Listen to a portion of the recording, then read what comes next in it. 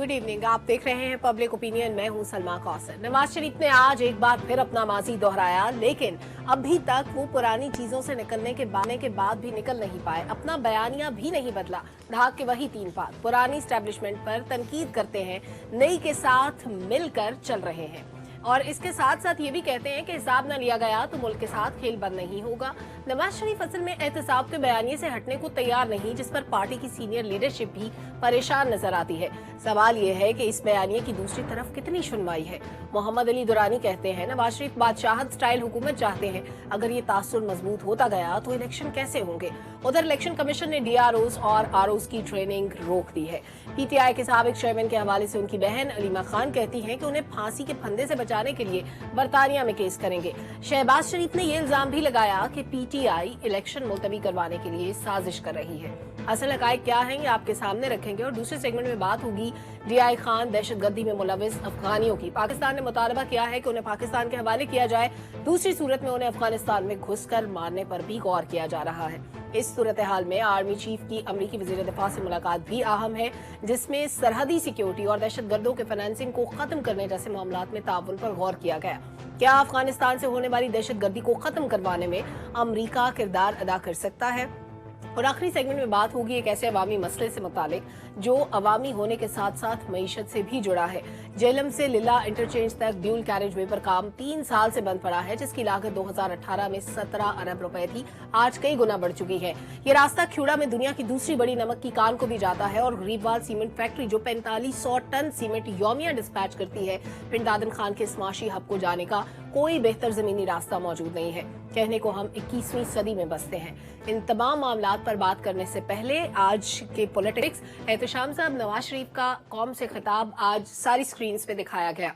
वो वजीर आजम नहीं है, वो इस वक्त वजीर आला नहीं है, वो किसी बड़ी सियासी पोस्ट पे नहीं है, लेकिन वो कौम से खिताब कर रहे हैं। सियासी रहनुमा तो अमूमन एक प्रेस कॉन्फ्रेंस किया करते हैं जिसपे वो अवाम से मुखातिब होते हैं। देखिए, मरहूम बीबी बेनज़ीर भुट्टो की जो है ना कॉपी मरीम नवाज करती रही हैं, उनके मुखालफिन भी कहते हैं, कुछ और लोग भी करते रहे, ख़वातीन भी करती रही हैं।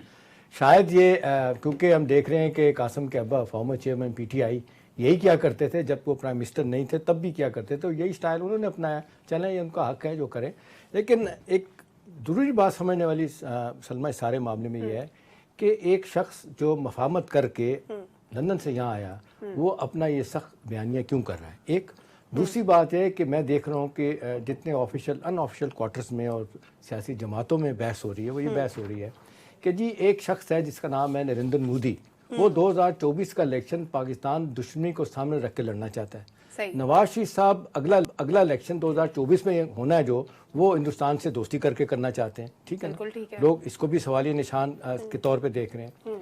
देखिए, इसका तनाज़र आपको ज़रा थोड़ा देखना पड़ेगा। आज आपने जिक्र किया, लाहौर हाई कोर्ट का जिक्र किया, जिस तरीके से उन्होंने कहा जी ROs अपना ये ब्यूरोक्रेट्स जो आपके ROs बनने थे, commissioner, deputy commissioner, assistant commissioner, वो नहीं बने। इससे पहले अदलिया 2018 का जब इलेक्शन को कहा गया नवाज शरीफ साहब की तरफ से, 2013 का इलेक्शन जरदारी साहब ने कहा कि ROs का इलेक्शन है, उन्होंने देने से इनकार कर दिया जो अदलिया के नुमाइंदे होते हैं। अब ये 2008 के बाद ये पहली मरतबा ये इलेक्शन होना था डॉक्टर साहब, किन के ज़रिए, एग्जेक्टिव के ज़रिए, वो उनकी ट्रेनिंग रोक दी गई है, ये सारा मामला रुक गया। अब आप एक तरफ देखें कि सब लोग, इवन सवाए PTI के सारे लोग इलेक्शन ना करना के बहाना ढूंढ रहे हैं, बहाने की बात कर रहे हैं। कोई मौसम की बात कर रहा है, कोई कहता है जी लेवल प्लेइंग फील्ड नहीं मिला, कुछ कर रहा है। अभी इसी तनाज़र को, अच्छा भाई देवे आप इसको ये सुने, अच्छा मैं आ रहा हूँ उसी पे भी, अब तो यही लग रहा है। देखें, उसके बाद मेरा ख्याल है जो बहुत अहम बात है डॉक्टर साहब, आज यूरोपियन यूनियन के जो एम्बेसडर है, कल उन्होंने ये बयान दिया, उन्होंने कहा जी हम अनवर रज़ा अपने मुबसरीन नहीं भेज रहे पाकिस्तान में इंतखाबात के लिए। मायूसी का इजहार कर रही हैं और साथ कहती हैं ज़्यादा ज़्यादा हम अपना एक मुशाहिदा के लिए, एक अपना मुशावरत के लिए, मुशाहिदा एग्जैक्ट मतलब क्या है, खामोश मुशाहिदा करेंगे हम कि आपके इलेक्शन का होगा। इस सारे तनाज़र को देखें कि आप देख लें मिनिस्ट्री, वजारत दाखिला, वजारत दफ़ा, वो दोनों जो है ना वो इनएबिलिटी ज़ाहिर कर चुके हैं कि जो पर्सनल चाहिए वो नहीं मिल सकते। फिर आप देख लें इलेक्शन कमीशन को जिस तरह बताया जा रहा है कि जी ROs मुहैया नहीं होंगे, इस सारे तनाज़र में आप मुझे बताएं इलेक्शन किस तरह होंगे, ये एक सवालिया निशान लोग उठा रहे हैं। ठीक है, एक अगली बात सुने, इंपॉर्टेंट बात, मेरी अभी बात हुई थोड़ी देर पहले एक PMLN के बड़े अहम आदमी से जो लाहौर से इलेक्शन लड़ते हैं। मैंने उनसे पूछा, मैंने कहा जी फॉर गॉड सेक समझाएं, सब जगहों पर बात हो रही है कि नवाज शरीफ साहब का लहजा ये कन्फ्यूजन है, क्या है। उन्होंने मुझे कहा जनाब बात यह है कि बयानिया नहीं है हमारे पास। जो बयानिया सलाखों के पीछे बंदा बना के बैठा हुआ है उसका तोड़ नहीं हो रहा। हाँ। ये बड़ा वाज़ेह तौर पे माना। और फिर उन्होंने कहा कि भाई जब आपकी बादशाह कोरोनेशन हो रही है, आपको लाया जा रहा है, then you should go slow, क्यों नहीं हो रहा। तो मुझे लगता है कि ये शायद नवाज शरीफ साहब भी अब इस नतीजे पे पहुंच रहे हैं कि ये इलेक्शन उनको भी महसूस नजर आ रहे हैं, जबकि सुप्रीम कोर्ट कहती है कि जी नाम ही ना ले इसको कम करने का कि नहीं होंगे। तो मेरा ख्याल है सारे तनाजुर को इस तरह देखना हो कि नवाज शरीफ साहब का मसाला इतना गर्म क्यों है, इसलिए कि बयानियां बनाने में देर लग रही है। दूसरी बात है कि शायद उनको भी राइटिंग ऑन द वॉल लग रहा है कि इतनी आसानी के साथ इलेक्शन होते नजर नहीं आ रहे। अभी तक तासुर ये है कि इलेक्शन डिले होता नजर आ रहा है, और अगर इलेक्शन होता है तो दूसरी सूरत में नवाज शरीफ साहब आने वाले हैं। एक जुमला पहला उन्होंने मुझे कहा, उन्होंने कहा जी आप मुझे बताएं कि आपको 8 फरवरी नजर आ रहा है। पहला सवाल पीएमएल के लीडर का था, आपको 8 फरवरी नजर आ रहा है। अगर नून लीग ये कह रही है तो फिर ये बड़ा सवाल है। लेकिन डॉक्टर साहब, इन एनी केस अगर इलेक्शन होता है तो एक्सपेक्टेड यही है कि नवाज शरीफ अगले वजीर आजम होंगे। आपके ख्याल में आइंदा हुकूमत वो नवाज शरीफ साहब की हो, दूसरी किसी की हो नहीं सकती, इसलिए मैं एग्जाम्पल नहीं देती, तो क्या इक्तिसादी पॉलिसियों का तसलसल आप देखते हैं? असल सवाल यही है सलमा। मैं हकायक बताता हूँ आपको, और पिछले सिर्फ 4 हफ्तों के 4 हकायक। ठीक है। पहली हकीकत ये पिछले 4 हफ्तों में हुई।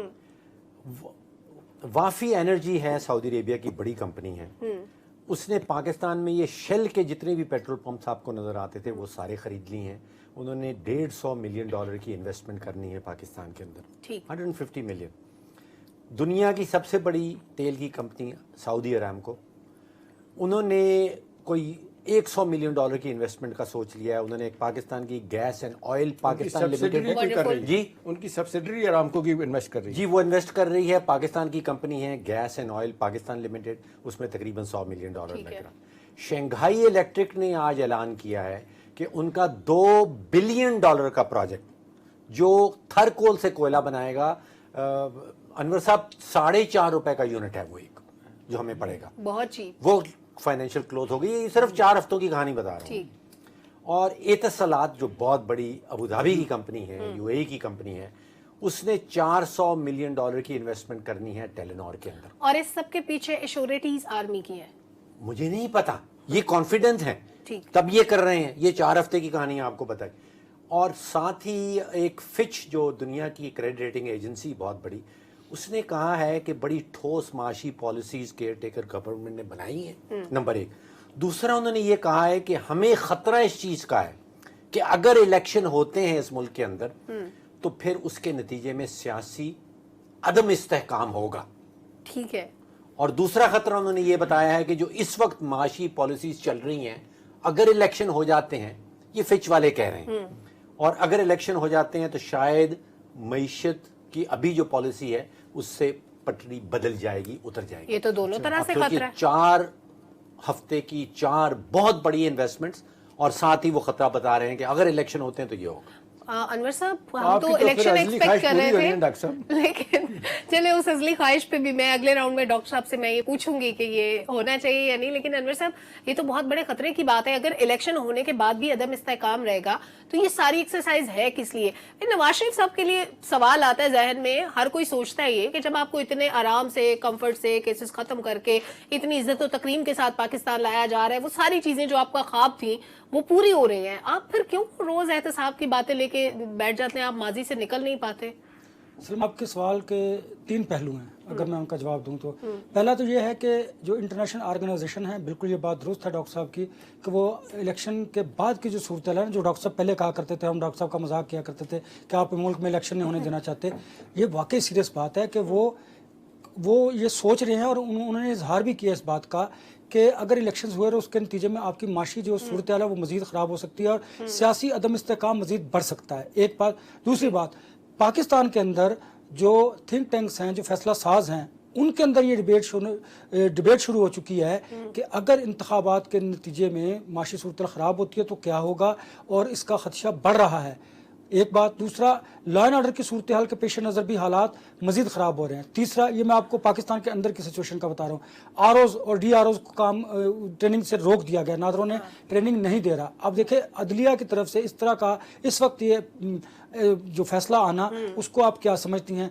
ये शक व शुबात में इजाफा करता है। और इससे भी बड़ी इंपॉर्टेंट बात वो ये है कि नवाज शरीफ साहब जो मुल्क में आए, और सारा कुछ लेवल प्लेइंग फील्ड का रोला हुआ, तमाम पॉलिटिकल पार्टीज बशमूल अब मुस्लिम लीग नून भी वो भी कहना शुरू हो गए हैं कि इंतखाबात का माहौल नहीं बन पा रहा। अब वो इसको कोई तो लेवल प्लेइंग फील्ड की बात का बहाना बना रहा है, कोई इसको लॉ एंड ऑर्डर की सूरत का बहाना बना रहा है, कुछ ग्राउंड रियलिटीज़ ऐसी हैं, कुछ इलेक्शन कमीशन को काम नहीं करने दिया जा रहा, और सबसे बड़ी इंपॉर्टेंट बात, इसी सिचुएशन में अगर इंतखाबात होते हैं तो वो साफ शफाफ नहीं होंगे। उसकी रीज़न क्या है कि आरओज नहीं है, डीआरओज नहीं है, आपके पास सिक्योरिटी वो नहीं है, सेंसिटिव जो पोलिंग स्टेशन होंगे उन पर नाखुशगवार वाक़यात हो सकते हैं, और उससे भी बढ़कर कि पाकिस्तान तहरीक इंसाफ इस इलेक्शन में हम पहले भी करते कि वो पार्लिमानी सियासत नहीं बल्कि इंतशार की सियासत की तरफ बढ़ रहे हैं। तो ये तमाम चीज़ों को अगर आप लिंक करें तो एक ही बात होती है कि नज़र आ रहा है कि जो हालात पैदा हो रहे हैं कि 8 फरवरी का जो दिन है वो उस पर इबहम पैदा होना 8 फरवरी के मामले पे इबहम पैदा होना शुरू हो गया। बिल्कुल ठीक है, लेकिन जुल्फकार साहब, अदालत कहती है कि अगर आप या मैं बात करेंगे तो हम पे तौहीने अदालत लगेगी, हम इलेक्शन से अभाम से मुतालिक कोई बात नहीं कर सकते। लेकिन अगर हाई कोर्ट ये कह रहा है कि डीआरओज को आरओज को ना लगाए, उनकी ट्रेनिंग रोक दी गई है, उस पे क्या लगता है? उस पे तौहीने अदालत नहीं लगती या उस पे कोई कार्रवाई नहीं करती सुप्रीम कोर्ट? सलमा, ये बात बड़ी मुनासिब बात है जो आपने की है कि चीफ जस्टिस ऑफ पाकिस्तान कहते हैं कि आप टीवी पे ये नहीं कह सकते कि इलेक्शन नहीं होंगे, आप लिख नहीं सकते, आप रूटीन में गुफ्तगू नहीं कर सकते अपने तज़ियों में, लेकिन घर में बैठ के आप गपशप ज़रूर कर सकते हैं। लेकिन जब उसी चीफ जस्टिस और उसी सुप्रीम कोर्ट के मातहत एक हाई कोर्ट के जज साहब, मोअज़्ज़ज़ जज, ये फैसला दे देते हैं कि ये, बल्कि ये रिमार्क्स में और फैसले में ये भी आता है कि ऐसे इलेक्शन की क्या ज़रूरत है कि अरबों रुपए लगा दिए जाएं और कोई इसको तस्लीम ना करे, तो ऐसे इलेक्शन की क्या ज़रूरत है। यानी हाई कोर्ट महसूस कर रहा है कि ये इलेक्शन मुतनाज़े होंगे, और एक जज साहब रिमार्क्स दे रहे हैं कि ऐसे अरबों रुपए कौम के लगा के ऐसे इलेक्शन करवाने का क्या फ़ायदा। और चीफ जस्टिस साहब कहते हैं जी आप इस पर बात ही नहीं कर सकते। अब देखें, बाल तो अदलिया की कोर्ट में है, लेकिन चीफ जस्टिस साहब के हुक्म के बाद जब हाई कोर्ट ने ये डिसीजन दे दिया तो उसके बाद जाहिर है हम इस पे बात तो कौम को तो अवेयर कर सकते हैं कि आगे होने क्या जा रहा है। नून लीग के बहुत सारे लोगों से बात होती है, पीपल्स पार्टी के बहुत सारे लोगों से बात होती है, मुख्तलिफ पार्टीज के लोगों से बात होती है, कोई भी इलेक्शन के मामले में अभी तक क्लियर नहीं है। जिनको लेवल प्लेइंग फील्ड और थोक के हिसाब से रिलीफ मिला है और पूरे पैकेज मिले हैं, वो भी इस पे खुश नहीं है। और आज जिस तरह खिताब फरमाया नवाज शरीफ साहब ने, उस सारे ही खिताब माजी का था, यानी हाल के अंदर भी अगर आ जाए ना तो तब भी मसला हल हो सकता है। फ्यूचर तो बहुत दूर की बात है, टोटली माजी की सारी, ये हुआ था, ये हमने किया था, और थी थे के अलावा कुछ भी नहीं था। मुसीबत यह है कि मियाँ साहब का गुस्सा कम नहीं हो रहा, और मियाँ साहब पुरानी एस्टेब्लिशमेंट पे भी गुस्सा निकाल रहे हैं, पुरानी अदलिया पे भी निकाल रहे हैं, और नई एस्टेब्लिशमेंट के भी साथ हैं, और नई अदलिया भी अच्छी लग रही है। अब सवाल ये है कि आने वाले वक्त में फिर क्या होगा कि जो आज के सियासतदान ज़ेर अताब हैं उनको आज की एस्टेब्लिशमेंट और आज की अदलिया बुरी लगेगी, और ये एक इसी तरह एक दायरे का सफर है जो चल रहा है। नवाज शरीफ साहब एहतसाब की बातों से बाहर नहीं आ रहे, समझ नहीं रहे चीजों को। बिल्कुल अब इलेक्शन का मामला जो है ना 8 फरवरी का, वो मजीद ज्यादा मशकूक हो गया, बल्कि अब तो क्लियर हो गया। बिल्कुल ठीक है, लेकिन इससे ज्यादा आप देखिए, हाई कोर्ट का फैसला आता है तो चंद सेकंड में तर्जुमान इलेक्शन कमीशन फौरी नोटिफिकेशन जारी फरमाते हैं कि जी ट्रेनिंग भी रोक दी गई है, सारा प्रोसेस ही रोक दिया गया। यानी इतनी ताबेदार इलेक्शन कमीशन है कि 1 सेकंड में उन्होंने इम्प्लीमेंट भी कर दिया है। ये ताबेदारी सिर्फ मतलूबा जगहों पे दिखाई जाती है जुल्फकार साहब, हर केस के फैसले पर इस तरह इम्प्लीमेंटेशन नहीं होती। शाम साहब, बहुत बुनियादी सा सवाल है कि आप, मैं, डॉक्टर साहब सब ये कह रहे हैं कि इलेक्शन गैर मुतनाज़े नहीं होंगे, इलेक्शन पे तनाज़ा खड़ा होगा, कुछ political parties level playing field मांग रही हैं, कुछ को स्टैब्लिशमेंट से शिकवे हैं, कुछ इलेक्शन पे होने की टाइमिंग पे एतराज कर रही हैं, कुछ ना कुछ रीजन सबके पास है। जब हमें पता है, फिर हम ऐसी लूली लंगड़ी जमहूरियत क्यों लाना चाहते हैं? हम चाहते हैं मईशत भी हमारी ठीक रहे, हम पॉलिसीज का तसलसल भी चाहते हैं, हम मार्शल लॉ भी नहीं चाहते, मदद हम फिर भी फौज से चाहते हैं, फौज ताउन नहीं करती तो हम कहते हैं हम इलेक्शन करा ही नहीं सकते। ये भी हमें पता है कि हमने धांधलीशुदा इलेक्शन कराने, ये भी हमें पता है कि हमने मुतनाज़ इलेक्शन कराने। इस एक्सरसाइज में इतने अरबों रुपए झोंक के हम एक ऐसा सिस्टम क्यों लाना चाहते हैं जिसे कोई कबूल नहीं कर रहा? वन लाइनर तो आप, इसका जवाब हम भी सुनना चाहते हैं। अच्छा ठीक है, देखिए डॉक्टर साहब, वन लाइनर जो इस वक्त है ना, आपका जवाब वो ये बनता है।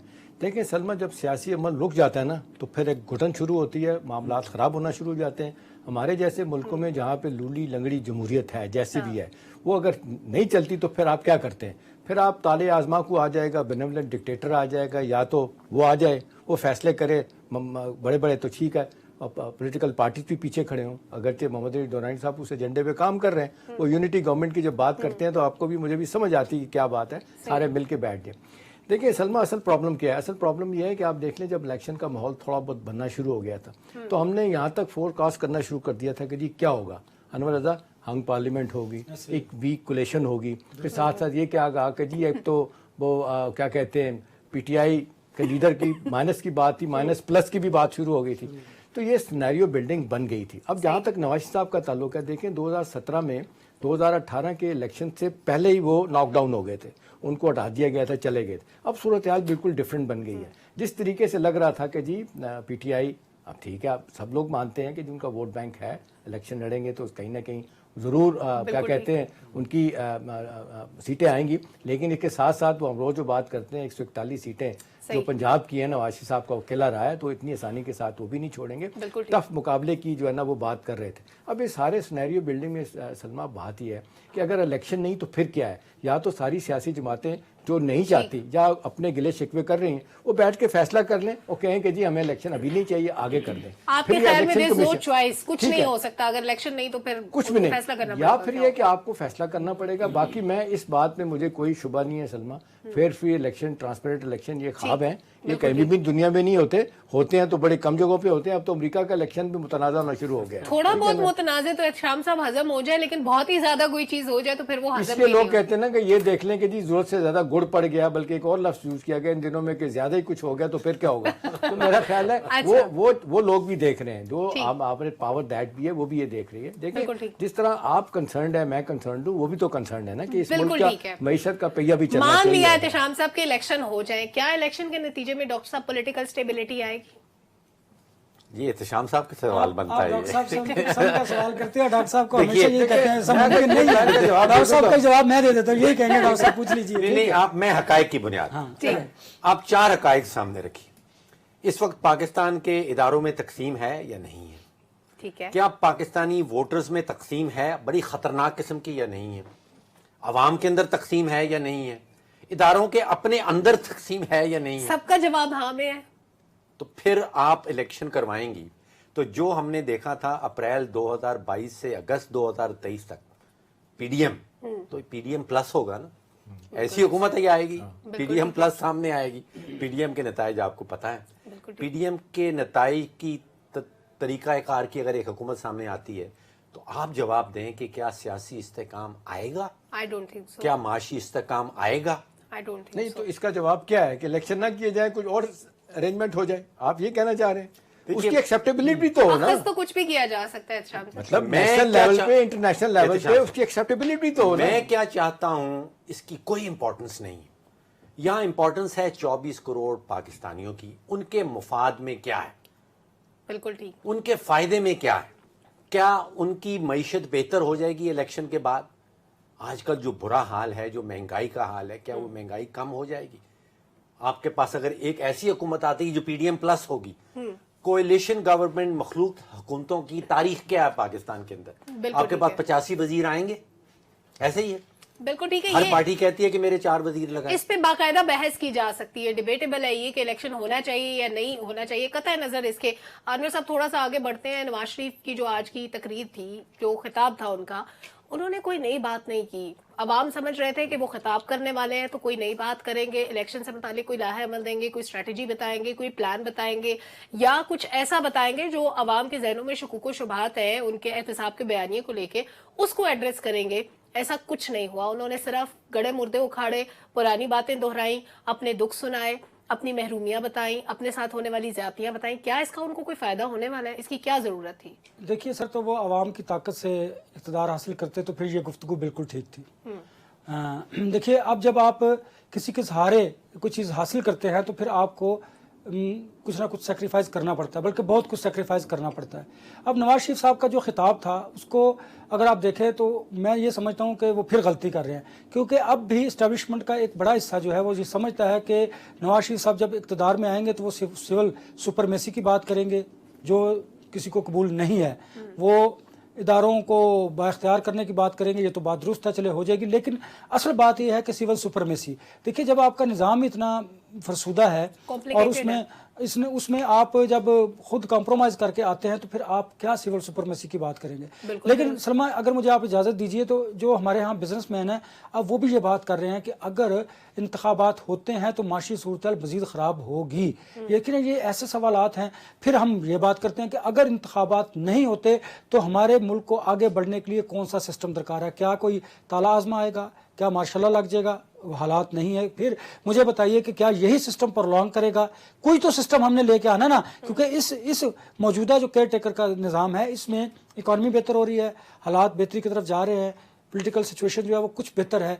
तो मुझे बताइए कि क्या ये सिस्टम आगे चलेगा? यही एक सवाल है कि जो एक जमहूरी मुल्क में किया जाता है कि अगर इंतखाबात नहीं होंगे तो फिर क्या होगा। तो फिर यही ऑप्शन है, फिर यार तमाम सियासी जमातें खुलकर बताएं कि वो क्या चाहती है, या फिर तमाम सियासी जमातें इस पर ऑल पार्टीज कॉन्फ्रेंस बुलाएं, एक प्लेटफॉर्म पर बैठे और ये तय कर लें कि इस केयर टेकर सेटअप को आपने सहारा देना है, इसको प्रलॉन्ग कर लीजिए। इससे बेहतर नहीं है शाम साहब, मार्शल लॉ लगने से बेहतर नहीं है कि आप इसी सिस्टम को आगे ले चले। इसकी वैसे माजी में जितनी एपीसीज की बात हुई उसमें कभी कोई पार्टी नाराज हो जाती है। सवाल ये है कि जी ये हो जाए, लेकिन क्या इसकी लेजिटिमेसी होगी? क्या लोग इसको मानेंगे?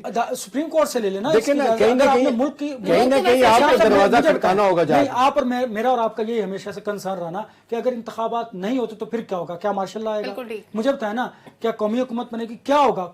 मैं कहता हूँ कि फिर मुल्क को चलाने के लिए रोड मैप होना चाहिए। तो रोड मैप होना, सुप्रीम कोर्ट इस पर अपना एक चीज देखिए, ज़ियाउल हक से पूछा गया था इलेक्शन कब होंगे, उन्होंने कहा जब मस्बत नताइज आएंगे फिर होंगे। रूस के सदर, फॉर्मर रूस के सदर जो है ना सोवियत यूनियन के स्टालिन से पूछा गया, बल्कि उन्होंने एक दफा प्लान किया कि इलेक्शन करवाता हूँ। किसी ने कहा जी ये क्या करने लगे, कह लेंगे छोड़ें इलेक्शन करवाते हैं, जीतना तो मुझे पता है किसको जीतना और किसने हारना है, तो या तो ये फिर निजाम हो जाए। देखो ठीक है, हमने सारा टाइम इलेक्शन को नवाज शरीफ साहब को दिया, लेकिन अभी तक जुल्फकार साहब साबिक चेयरमैन पीटीआई की बात नहीं। उनकी बहन ये कहती है कि अब वो बरतानिया में जाके केस करेंगी उनको फांसी के फंदे से बचाने के लिए, क्योंकि जाहिर है केस बहुत मजबूत है, खासतौर पर साइफर वाला।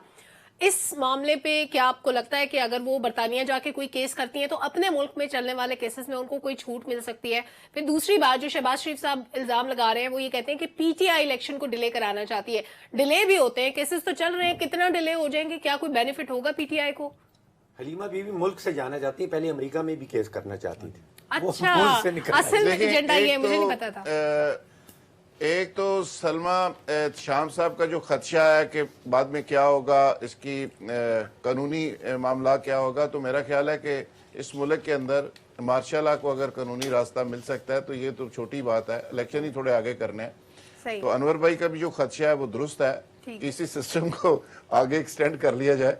तो मेरा ख्याल है कि जो लोग सोच के बैठे हुए हैं और सब फील्डिंग जो लगी हुई है वो सारे हल उसके कानूनी भी और आईनी भी निकाल के बैठे हुए हैं, और मुझे लगता है कि कोई बेहतर ही हाल होगा जो शाम साहब चाह रहे हैं। यानी इलेक्शन होने की सूरत में और ना होने की सूरत में, यानी इलेक्शन होने की सूरत में हम सबका इत्तेफाक है कि चीज़ें खराब हो सकती हैं, ना होने की सूरत में मुल्क के लिए जो होगा बेहतर ही होगा। डॉक्टर साहब ने सही कहा कि 85 वजीर चाहिए या 20 वजीरों से काम चलाना है। 1200 लोग इलेक्ट होके आएंगे इलेक्शन की सूरत में, और नतीजा क्या होगा? नतीजा आपने देख लिया कि मोहसिन नकवी साहब ने, एक नॉन इलेक्टेड चीफ मिनिस्टर ने 3-4 महीनों के अंदर 25 साल की जो लेगेसी थी शहबाज स्पीड की और परवेज अलाई स्पीड की, वो सारी की सारी मिलियमेट कर दी है।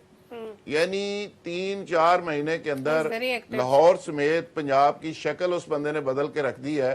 कोई फंड्स का वो रोना नहीं हो रहा। शक्ल में हम बिल्कुल बात करेंगे जुल्फकार साहब आखिरी सेगमेंट में। एजुकेशन को एड्रेस कर रहा है, देखें वो एजुकेशन के इश्यूज को एड्रेस कर रहा है, वो हेल्थ के इंस्टीट्यूशन को एड्रेस कर रहा है, वो पुलिसिंग को देख रहा है। पुलिस कल्चर की तब्दीली का ड्रामा माजी के अंदर हम सुनते रहे, लेकिन अगर उसमें कोई तब्दीली नजर आ रही है तो इस दौर में नजर आ रही है। तो वो कोई नहीं कहता जी पंजाब डिफॉल्ट हो गया, और माजी में हर गवर्नमेंट ये रोना रोती रही। ये पंजाब वाली बात पे जरूर हिसाब बराबर करेंगे जुल्फकार साहब आखिरी सेगमेंट में। मुझे एक ब्रेक की तरफ जाना है, ब्रेक से वापस टॉपिक पे बात करेंगे, हमारे साथ रहेंगे। वेलकम बैक नाजरीन। डीआई खान में दहशतगर्दी का वाकया हुआ जिसमें 23 जवान शहीद हुए। उसके बाद पाकिस्तान ने अफगानिस्तान से मुतालबा किया कि मुलविस लोगों को पाकिस्तान के हवाले किया जाए, लेकिन अभी तक अफगान हुकूमत की इंटेंशन ऐसी नजर नहीं आती कि वो लोगों को हवाले करे। डॉक्टर साहब, क्या दहशतगर्दों के ताकुब में अफवाज पाकिस्तान अफगान सरहद को अबूर कर सकती हैं? देखिए, अगेन 6 हकायक तो हमारे पास मौजूद हैं कि जो हमला हुआ डीआई खान में, बन्नू में, पसनी में, चित्राल में, स्वात में, मियांवाली में, यहाँ पे इन सारे हमलों में अफगान सरजमीन इस्तेमाल की गई। इसके सबूत हमारे पास मौजूद। अब आपका सवाल कि क्या पाकिस्तान की फ़ौज, पाकिस्तान की फोर्सेस जो हैं वो एक बैनुल अक़वामी सरहद जो है उसको क्रॉस करके जा सकती हैं या नहीं। ये एक यूएन का चार्टर है, उसका पाकिस्तान ऑफ कोर्स हिस्सा है और वो कहलाता है आर्टिकल 2(4). उसके तहत कोई भी मुल्क दूसरे मुल्क की जो सॉवरेंटी है उसकी सरहद को पार नहीं कर सकता। ठीक। अगर अफगानिस्तान कुछ गलत कर रहा है तो उसका मतलब ये नहीं कि हम भी कोई गलत काम शुरू कर दें। ठीक। इसके अंदर एक एक्सेप्शन यूएन जरूर देती है और वो कहलाता है आर्टिकल 51। उसमें एक्सेप्शन ये दी गई है कि अगर आपके सेल्फ डिफेंस में ये काम कर रहे हैं, अगर आप सरहद क्रॉस कर रहे हैं बैनुल अक़वामी और वो सेल्फ डिफेंस में कर रहे हैं तो फिर उसमें कुछ जान बन जाती है। बिल्कुल ठीक। अपने ओन पे मेरे ख्याल पाकिस्तान को ऐसा नहीं करना चाहिए। ठीक है। जब तक कि आलमी दुनिया जो है, जिसमें खास तौर पे अमेरिका, यूरोपियन यूनियन, चीन, रूस, ये 4 ताकतें जो हैं, इनको हम पहले सबूत बताएं कि जी हमारे पास ये सबूत हैं और ये काम हम सेल्फ डिफेंस में करने चले हैं, ठीक है, तो फिर तो जायज हो जाएगा। हमें अपने ओन पे ये काम नहीं उसके लिए पहले हमें ग्राउंड बनाने होंगे। अनवर साहब, अगर पाकिस्तान बराह रास्त कार्रवाई करता है तो आपके ख्याल में उसके मुमकिन असरात क्या हो सकते हैं? क्योंकि अगर इतना सादा मामला होता तो बहुत पहले हो चुका होता। पाकिस्तान ने हमेशा अफगान गवर्नमेंट से कहा कि ये एविडेंस है और आप हमें इन दहशतगर्दों को पाकिस्तान के हवाले करें ताकि हम अपने कानून के मुताबिक इनके खिलाफ कार्रवाई कर सकें। लेकिन आपको याद होगा इस वाक़े से पहले भी पाकिस्तान ने ये डिमांड की थी। अब ये वाक़या समेत बहुत सारे ऐसे वाक़यात जिसमें अफगान शहरियों के मुलविस होने के एविडेंस मौजूद हैं और वो एविडेंस जो हैं वो अफगान गवर्नमेंट को दिए भी गए हैं। अब सवाल ये पैदा होता है, अगर पाकिस्तान अफगान सरहद पार करेगा तो उससे कशीदगी भी ज़्यादा बढ़ेगी और उससे इंडिया को मौका मिलेगा पाकिस्तान को डिस्टेबलाइज करने का, ये याद रखिए। और खुदा न खास्ता पाकिस्तान में दहशतगर्दी के वाक़यात बढ़ सकते हैं। हाँ, आपने करना क्या, आप इस मामले पर सरहद पार करने से पहले आप तमाम जो ममालिक हैं, स्पेशली जो डॉक्टर साहब ने जिनका जिक्र किया वो, और पाकिस्तान के जो सऊदी अरेबिया, कतर, यूएई और ख़ित्ते के जो ममालिक हैं हमारे, जो उनको एतमाद में ले, उसके बाद फिर ये फैसला जब उनको एतमाद में ले ले तो फिर किया जा सकता है। उससे पहले पाकिस्तान के लिए मजीद खतरनाक साबित होगा। बिल्कुल ठीक है। एहतिशाम साहब, अमरीकी वजीर दिफा से आर्मी चीफ की मुलाकात अगर इस पर्सपेक्टिव में देखी जाए तो कितनी इंपॉर्टेंट है? देखिए, अगर एक जुमला जो पहले बात हो रही है ना कि जी पाकिस्तान क्या कर सकता है क्या नहीं कर सकता, सलमा एग्जैक्टली यही फिक्र जो 23 लोगों की शहादत डॉक्टर साहब हमारी हुई है ना अगले दिन डेरा इस्माइल खान में, 2011 में सलाला पे जो अटैक अमेरिका ने किया था, 23 बंदे ही हमारे शहीद हुए थे। उसके बाद क्या हुआ था, पाकिस्तान सरहद तो क्रॉस नहीं कर सकता था ना, वो इतनी दूर है। और दूसरी बात है कि पाकिस्तान ने अपने गमो गुस्से का इजहार क्या किया, 10 माह तक अमरीकी सप्लाईज जो है ना बंद हो गई थी, अफगान वार पीक पे थी। फिर हिलरी क्लिंटन वज़ीर ख़ारजा ने माफ़ी मांगी थी तो मामला हल हुआ था। अब यहाँ पे मामला ही डिफरेंट है। आए दिन इतनी बातें हो चुकी हैं। देखें डॉक्टर साहब, हर खबर का पैमाना है ना, हमारे 23 लोगों की शहादत क्या हम इसको पीछे हैं और ये मुसलसल ये काम हो रहा है। मेरा अपना ख्याल है कि जो इत्तलात आ रही हैं वो हमारे आर्मी चीफ वाशिंगटन से टैंपा पहुंच गए हैं, वहाँ पे हेड क्वार्टर उनका वहाँ पे, और यही बातें हो रही हैं जो 4 मुल्कों को जो नाम दिया आपने डॉक्टर साहब, वो ये प्राइवेटली तो बात कह रहे हैं कि पाकिस्तान को अपने दिफा का पूरा हक हासिल है। तो मेरा ख्याल है अब ये किसी तरीके से शदीद दबाव आना चाहिए अफगानिस्तान पे, अगरचे वो दबाव लेने की बात सुनते ही नहीं है। उनको ये लगता है, बार बार एक ही बात करते हैं कि टीटीपी को हमने कुछ किया तो वो मिल जाएंगे जाके अलकायदा के साथ और दाइश के साथ, तो हमारे लिए आपके लिए मुश्किलात होंगी। लेकिन अब ये साबित हो गया है कि ये सब कुछ उनकी मर्जी से हो रहा है। अगर वो नहीं करते तो मेरा ख्याल है पाकिस्तान हक बजानी होगा ऐसा करने का। और अगर मुझे पर्सनली पूछें तो ये डेफिनेटली पाकिस्तान अपना दिफा का हक रखता है और जो लोग आए दिन पाकिस्तान में इतना शहादतें कर रहे हैं उनको सबक सिखाना जरूरी हो गया। बिल्कुल ठीक है। जुल्फिकार साहब, क्या अफगान हुकूमत से अब तवक्को की जा सकती है किसी भी किस्म के ताउन की इस स्टेज पे आके?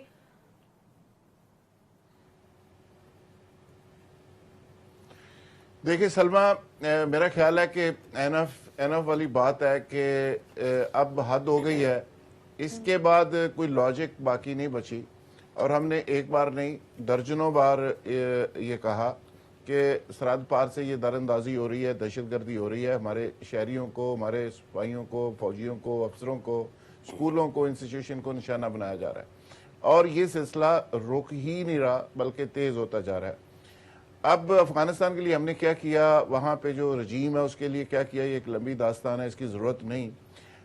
मैं सिर्फ ये पूछना चाह रहा हूँ कि वो किस कानून के तहत सरहद पार करके आते हैं, जो दहशतगर्द आते हैं, अगर उनको इस बात की कोई इजाज़त दे रहा है या वो आ रहे हैं तो हमारे लिए ये सारा कानून हमारे ऊपर ही क्यों नाफज हो जाता है। और दूसरी बात यह है कि अफगानिस्तान के साथ दुनिया के सारे मालिक के किसके को रिलेशन हैं कि जाके हम उनसे बात करें कि अफगानिस्तान से बात करो, उनसे तो किसी कोई तस्लीम ही नहीं करता चाइना के अलावा।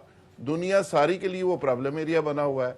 अमेरिका वहां से चलता है और अफगानिस्तान में आके बमबारी करता है अपनी सिक्योरिटी के लिए, वो वहां से चलता है तो जाके इराक को तहस नहस कर देता है। इंडिया वहां से चलता है अपने घर से तो जाके कश्मीर पे 370 के लिए जुल्फकार साहब आज भी अमेरिका ये काम वो करता है अफगानिस्तान जाके में। वो कश्मीर के अंदर जाके अपना सारी ताकत का इस्तेमाल करता है तो हम देखते रहते हैं, खत लिखते रहते हैं, तरले करते रहते हैं। यानी अब मनाते हमें रहते स्टेप हैं। फॉरवर्ड करना तो अब चाहिए। मेरा ख्याल है जो फैसला करने जा रहे हैं ये आखिरी हल है, ये लातों के बूथ बातों ये से आखिरी नहीं हल है, मानते। इसके अलावा कोई हमें ऑप्शन नहीं है। ये बिल्कुल सिफारिश ठीक है कर- आपका पॉइंट जुल्फकार साहब। एक छोटी सी ब्रेक लेते हैं, वापस आकर कुछ दीगर अहम मामलों पे बात करेंगे। हमारे साथ रहिए। वेलकम बैक नाजरीन। जेएलएम से Pind Dadan Khan dual carriageway start हुआ था 2018 में। 17 अरब रुपए उस वक्त मंसूबे की लागत थी, जो कि अब बहुत ज्यादा बढ़ चुकी है। हुकूमत जैसे ही गई पीटीआई की काम रुक गया और अब FWO जिसने जिम्मा लिया था इस सड़क बनाने का, अपनी उन्होंने मशीनरी भी उठा ली। किसकी जिम्मेदारी है अनवर साहब, कौन पूछेगा इनको? देखिए, रियासत की जिम्मेदारी होती है। पहली बात तो ये हमारे यहाँ यही तो बदकिस्मती है कि कोई हुकूमत जाती है, उसके अच्छे कामों को भी कैरी नहीं किया जाता, वो मनसूबा फिर ख़त्म कर देता है। अब कितनी बदकिस्मती की बात है कि 17 अरब रुपए की लागत का मनसूबा अब कम से कम 27 अरब में भी कंप्लीट नहीं होगा। एक बात वक्त ज़ाया हुआ, दूसरी बात, तीसरी बात अवामी मफाद का मनसूबा था ना, कोई पर्सनल किसी का तो नहीं था। फिर पर्सनल होता तो आप रोक लेते। अब एक और बात, अगर आपने इस मनसूबे को देखिए, ये अब मोहसिन नकवी साहब की जिम्मेदारी है। वो बहुत पंजाब में काम कर रहे हैं। जुल्फकार राह साहब ने उनकी एक सीरीज ऑफ सक्सेस स्टोरीज भी बताई ना, तो इसलिए मैं कहता हूँ कि मोहसिन नकवी साहब कम से कम इसे टेकअप करें इस मामले को, और जिस तरह पंजाब के दूसरे रुके हुए मंसूबों को उन्होंने स्टार्ट किया है, इसको भी वो स्टार्ट करें। बिल्कुल ठीक है जुल्फकार साहब। ये सिर्फ एक मंसूबे की बात नहीं है। उस इलाके में अस्पताल नहीं है सरकारी, अच्छा अस्पताल, कॉलेज नहीं है, वहां पे लोग बहुत सफर करते हैं, सड़क तो है ही नहीं, एग्जिस्ट ही नहीं करती, वहां पे लोग चलते हैं। क्या मोहसिन नकवी साहब सिर्फ पंजाब के सिर्फ लाहौर के वजीर आला है, पंजाब के वजीर आला होते हुए, या उनसे पहले जितने मुजरा आला रहे, क्या वो भी सिर्फ लाहौर के थे? लाहौर को पंजाब कंसिडर किया जाता है? ये लगता है सलमा ने उस इलाके से इलेक्शन लड़ना है। नहीं, मेरा इलाका है डॉक्टर साहब, मैं अपने इलाके की बात कर रही हूँ। ये देखिए सलमा, ये जो कम्युनिकेशन, ये वर्क्स का, ये सड़कों का काम होता है, ये जिस इलाके में बनती हैं वहाँ पे खुशहाली आती है। मोटरवे बहुत तनकीद हुई, लेकिन जब बना तो उसके बाद आज लोग याद करते हैं कि उसके नतीजे में बेहतरी हुई। किसी इलाके में आप चाहते हैं कि अगर खुशहाली आ जाए तो उस इलाके में अच्छी सड़क दे दें, कोई बड़ा प्रोजेक्ट दे दें, कोई बड़ी बिल्डिंग बना दें, तो उस इलाके में खुशहाली आ जाती है। तो ये इंफ्रास्ट्रक्चर बड़ा ज़रूरी होता है खुशहाली के लिए। और बदकिस्मती ये है कि पाकिस्तान के बहुत से इलाके ऐसे हैं जो नेग्लेक्टेड हैं। लेकिन ये पिंड दादन का चूँकि एक हिस्टोरिकल इस लिहाज से भी है कि वहाँ पे सॉल्ट माइंस हैं और वो एक हिस्टोरिकल और एक तारीखी होने के साथ साथ एक इंटरनेशनल उसको टच भी है। पूरी दुनिया से लोग आके उसको देखते सीमेंट हैं फैक्ट्री भी और है। वहाँ पे जाते हैं, टूरिस्ट जाते हैं। तो अगर उसको बेहतर कर दिया जाए और टूरिस्ट साइट को अगर मजीद सहूलतें दे दी जाएं तो अच्छा मेरा ख्याल revenue है ये generate हो पाकिस्तान के सकता है। लिए नेकनामी में इजाफा होगा, बिल्कुल ठीक। ये बेहतर होगा। और ये जो प्रोजेक्ट्स सड़क बनेगी तो इस रेवेन्यू तरह आएगा। डिले बिल्कुल में ठीक। चले जाते हैं। अच्छा, माजी के अंदर सलमा, ये लाहौर में कई प्रोजेक्ट्स थे, हमारे दोस्तों की ड्यूटियां लगती थी किसी जगह से कि इनको डिले करना है, जुल्फकार साहब, और टाइम डिले कम करने है। की वजह से सिर्फ क्रेडिट को डिसक्रेडिट करना है, जानबूझ के डिले करवाया जाता है। बिल्कुल ठीक है। अल्टीमेटली गवर्नमेंट का होता है और हुकूमत का नुकसान होता है। डॉक्टर साहब, सरकारी ठेकेदारी में कितनी बड़ी गड़बड़ होती है? सलमा, आप बहुत जल्दी घबरा गई हैं। जो औसतन एवरेज टाइम है हुकूमती प्रोजेक्ट का बनने का, वो 14 से 15 साल है। 15 साल उससे पहले नहीं बनता। अब ये आपके प्रोजेक्ट को 3 साल हुए हैं, आप सफर 11 नहीं साल कर सकते आप डॉक्टर 11 साहब। साल और इंतजार कर लीजिए। उसकी वजह ये हाँ। उसकी वजह ये है, वो एक पीएचडीपी में टर्म कहलाती है थ्रो फॉरवर्ड। हुकूमत ने इतने प्रोजेक्ट शुरू कर दिए हुए हैं कि अगले 15 साल तक प्रोजेक्ट चलते रहे और कोई नया प्रोजेक्ट का ऐलान ना किया जाए बिल्कुल ठीक। तो फिर जाके वो कहीं पूरे होंगे। बिल्कुल और ठीक है। इसमें बनता माल है। माल बनाने के लिए किया जाता है, वक्त कम है मेरे ना। लिए तो बड़ी हैरत की बात है, 17 अरब रुपए को लगता है 17 रुपए समझ के खामोशी इख्तियार कर ली गई है। हायर लेवल पे इसका नोटिस लिया जाना चाहिए। अब देखें ना, जो भी आप बात कर रहे हैं अनवर रज़ा, अभी मुझे याद आ रहा है शेख रशीद ने एक पिंडी में एक पता नहीं कितने कनाल पे 40-50 अरब रुपए का प्रोजेक्ट शुरू किया था यूरोलॉजी और किडनी का। वो नून हुकूमत ने चलने नहीं दिया, बस आधे से ज़्यादा बन गया था, बाद में उसको बना। और यही देख लें, बेनज़ीर साहब ने आके क्या किया था, नवाज शरीफ साहब ने 6 लेन की बनाई थी मोटरवे, उन्होंने कहा जी 4 लेन। पहले जाफरी साहब जो होते थे एडवाइजर उनके, बीए जाफरी, उनको कहा इसको जाफरी साहब खत्म करें इसको। उन्होंने कहा बीबी नहीं हो सकता ये, आप आधे से ज़्यादा प्रोजेक्ट बिल्कुल ठीक है। अच्छा कहते हैं 6 से 4 लाइन करें, वो कर। तो मेरा ख्याल है वक्त आ गया कि ये यहाँ पे इतना पैसा बनाया जाता है। सीएम साहब अगर काम कर रहे हैं और आप जुल्फकार साहब का भी उनके साथ रब्ता है, तो ये अपने तौर पे भी जाके निगरान वजीर आला होते हुए बिल्कुल अच्छा काम कर रहे हैं, लेकिन मेरा ख्याल है उनको हर हिस्से को पंजाब का हिस्सा समझना चाहिए, ना कि सिर्फ लाहौर को पूरा पंजाब समझ लिया जाए। और सड़कों के जाल हम सुनते थे बिछ रहे, पता नहीं वो सड़कों के जाल कहाँ पर बिछते रहे। पब्लिक ओपिनियन से इजाजत दीजिए, अल्लाह हाफिज।